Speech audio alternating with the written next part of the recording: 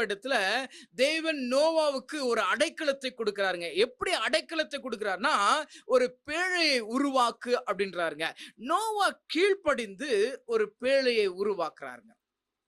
அந்த பேழையை உருவாக்க தேவன் அவரை பலப்படுத்துறாருங்க.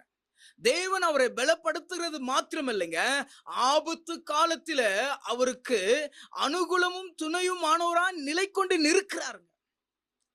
இது நம்ம எல்லாரும் கண்டிருக்கிறோங்க. ஏன் இது அவர் நோவா காலகட்டத்தில நோவாக்கு மாத்திரம் செஞ்சார் அப்படின்னு பார்க்கும்போது, அங்க இருந்த ஜனங்களில நோவா உத்தமனா இருந்தாருங்க.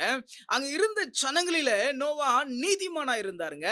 அங்க இருந்த ஜனங்களில அவர் தேவனோடு சஞ்சரித்துக் கொண்டு வருவரா இருந்தாருங்க. அதனால தான் தேவன் என்ன பண்றாருன்னா, அவர் உத்தமன் என்பதை கண்டவுடனே அவரை பாதுகாத்து பேழைக்குள்ளாக தன் குடும்பத்தை அனுப்புறதை நாம் அந்த இடத்துல பார்க்கிறோங்க.